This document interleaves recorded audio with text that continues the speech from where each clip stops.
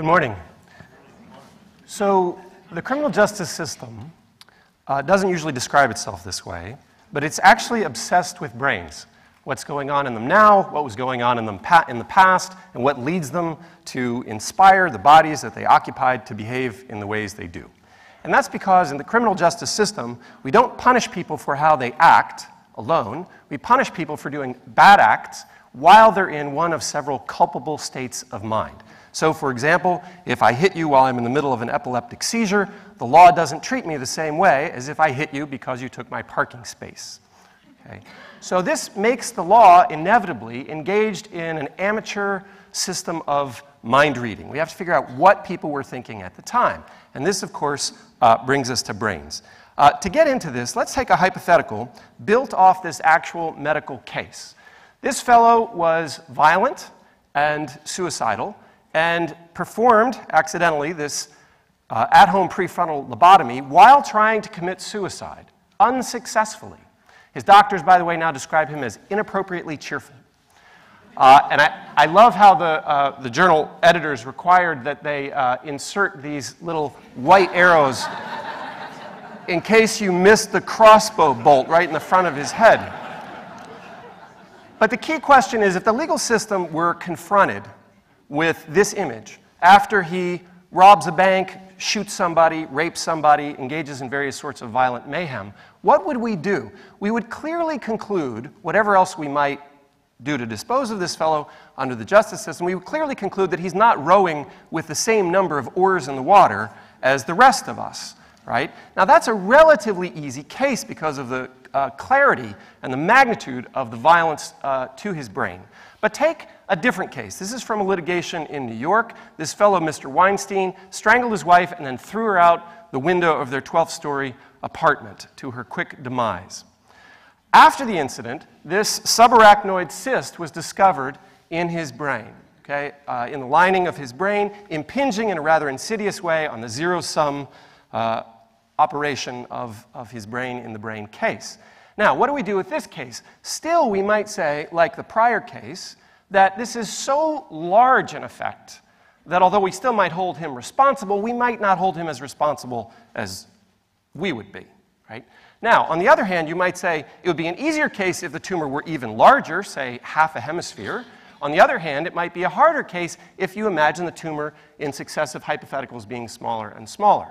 Then you get, at the far end, to the question that confronts us now with new technologies, things like, what if there's no structural abnormality, but there's instead an identifiable functional abnormality? What do we do with these sorts of things? Well, we're in the middle of a large transition in the legal system that has us conceptually moving from thinking about the brain as a bumpy lump of smart jello to thinking about the brain now as much more anatomically and functionally specialized. It does certain things in certain ways in certain areas, even though they're all interconnected. We're also engaging with a shift from the technology of studying brain anatomy, sort of brains on a slab from a cadaver, to this new environment in which we can excitingly, but also dauntingly, study live brains of real people while they are conscious, non-invasively. That's really remarkable. We're also coming to grips with the fact that genes and environments work together to create at their intersection brains, while at the same time there's this multidimensional historical layer to it where evolutionary processes have shaped those brains across evolutionary time to predispose information processing in such a way that certain kinds of environmental inputs are more likely to lead to certain kinds of behavioral outputs than others. So what all this leads to in the legal system is both hope and fear. The hope is that through these advanced neurotechnologies, the science might help inform our answers to perennial legal questions, hard questions like, how responsible is this person for his behavior?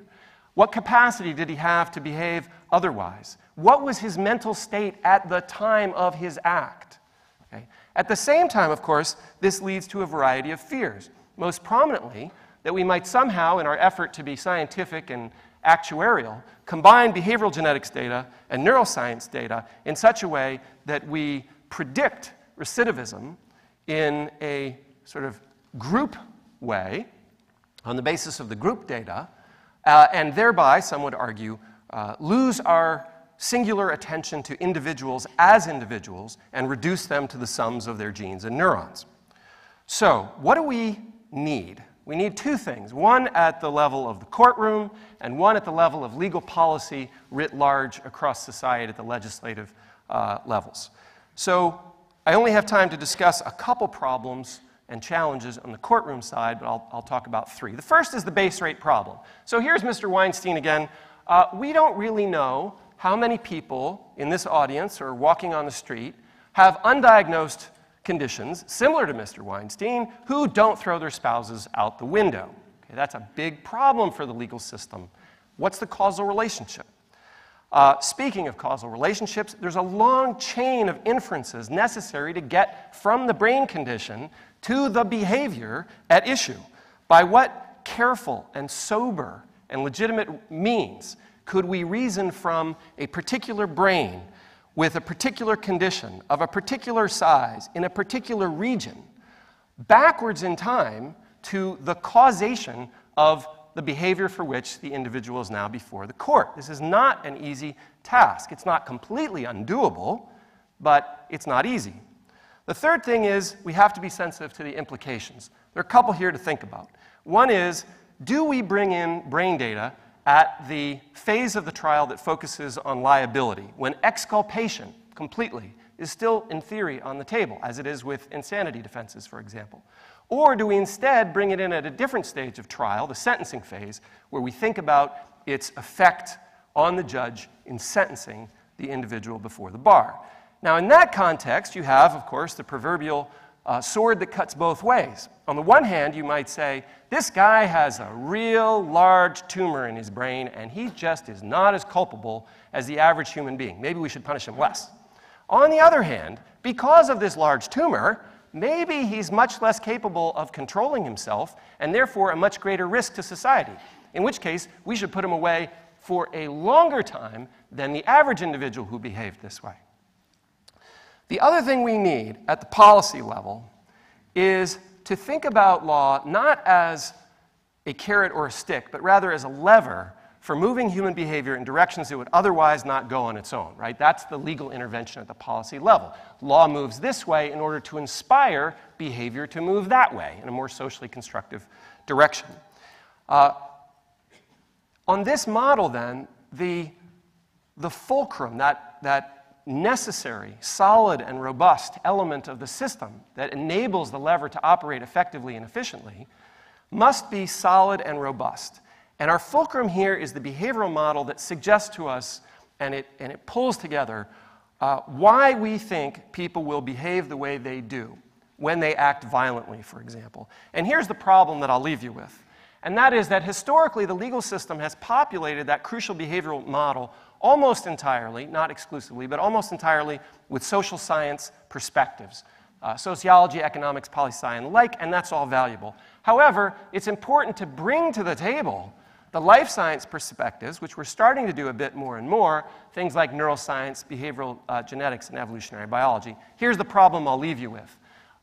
It is not only important, it is not only the case that we must reconcile these life sciences with the social sciences, but it's also obvious that within each side of this equation, those disciplines are not adequately reconciled with each other. We have people focused on violence at the molecular level who can hardly talk to people focused on violence at the whole animal, ethological, behavioral biology level. What we really need is something that pulls this all together, something we could do with all that extra federal money just lying around. We need something like an institute for interdisciplinary integration if we want to have an effective, fair, and efficient system for dealing with violence and other social problems like this. Thank you very much.